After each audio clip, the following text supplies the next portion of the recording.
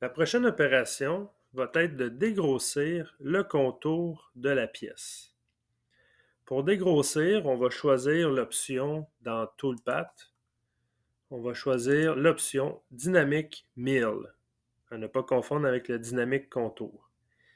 Le Dynamic Mill, c'est parfait pour avoir un parcours optimisé de dégrossissage.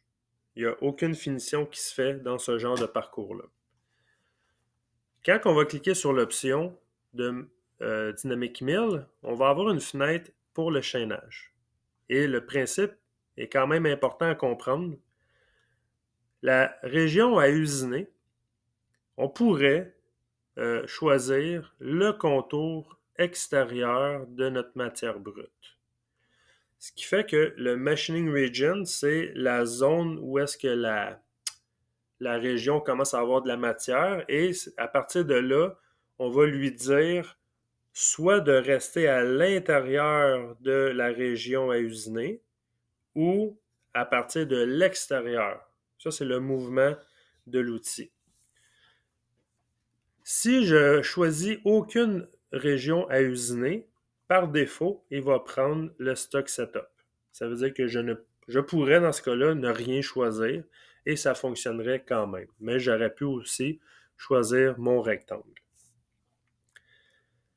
Le Stay Inside et le From Outside, vous allez voir qu'est-ce que ça fait. Je vais, juste pour les besoins de la cause, rester à Stay Inside et je vais faire le Preview Chain. Preview Chain, ça va nous permettre de savoir quelle est la matière qui va être usinée. Là, présentement, la matière au complet va être enlevée. C'est pas ça que je veux. Moi, ce que je veux, c'est seulement la matière qui tourne autour de ça ici. Ce qui fait que si je prends Front Outside, ça va donner la même chose, mais avec une zone bleue qui vient d'apparaître. Là, pour expliquer le principe du Stay Inside et From Outside, le Stay Inside, c'est que l'outil va devoir rester obligatoirement à l'intérieur de la zone à usiner, que je n'ai pas choisi, mais que par défaut, c'est le stock setup. Lui, il va rester à l'intérieur de ça. Mais il va quand même tout enlever la matière. Tandis que le From Outside, si je fais Preview Chain, on voit qu'il va enlever la matière, mais tout le bleu, c'est une zone de déplacement rapide. Ça veut dire que là, l'outil va commencer de l'extérieur et il va usiner jusqu'à l'intérieur. Mais encore une fois, il va tout enlever la matière. C'est pas ça que je veux. Dans notre cas à nous, l'outil doit commencer à l'extérieur et tranquillement aller jusqu'à l'intérieur où se situe ma pièce.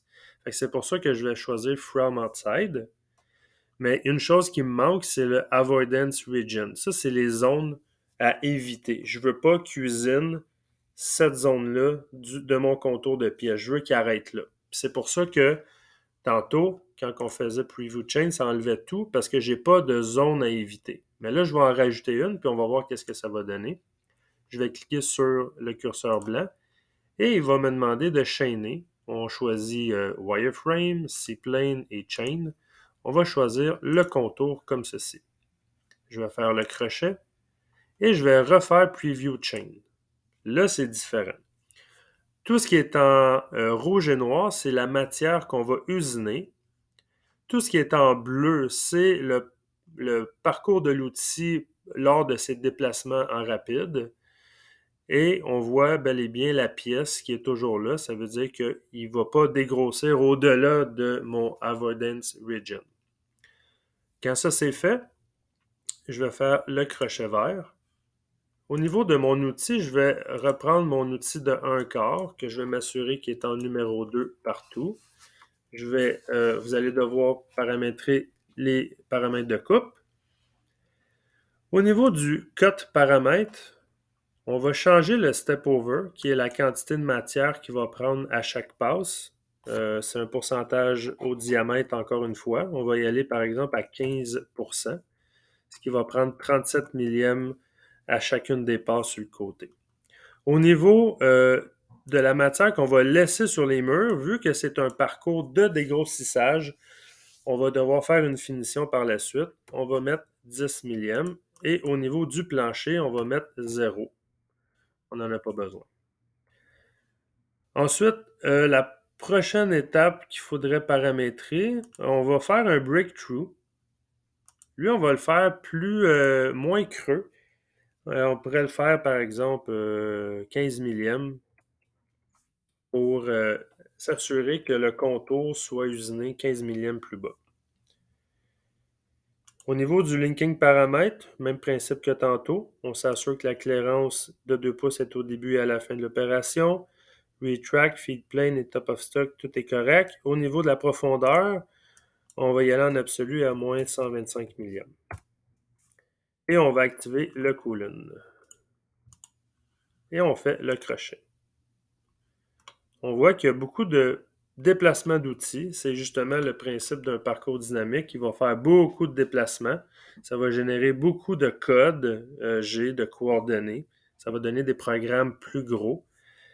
Mais c'est quand même optimisé pour le dégrossissage qui est quand même assez efficace. Là, on voit le mouvement de l'outil. Là, il va y aller tout simplement avec un G01, puis à un moment donné, quand il va être rendu à certains endroits, il va faire des déplacements en rapide. On voit les lignes brunes là, qui apparaissent. Ça, c'est le parcours dynamique qui génère ça. Lui, il va toujours s'assurer de prendre 15% du diamètre de l'outil comme matière. On va faire le crochet. On voit ici qu'on est environ une quinzaine de millièmes en dessous de la pièce. Et là, pour juste les besoins de la cause, on avait ajouté un étau en début de tutoriel. Ce qu'on va faire, on va aller simuler avec l'étau.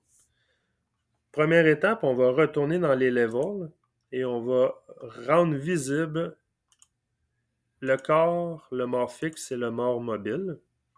On pourrait même observer, je vais aller sur la vue de droite, comme ça ici. Je vais regarder que mon parcours d'outils ne touche pas la mâchoire fixe et la mâchoire mobile. Dans mon cas, c'est correct.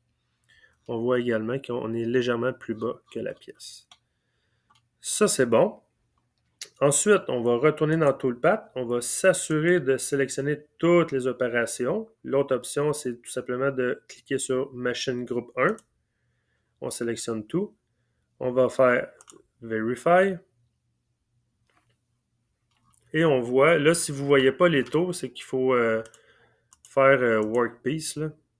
Même si ce n'est pas vraiment le Workpiece. Là, on va voir les taux dans ce cas-là. Et on va faire Play. Là, je vais juste ralentir un petit peu. On voit l'usinage de ça ici, ça ici. Et ensuite, il va y avoir le parcours dynamique. On voit qu'on ne touche pas à l'étau.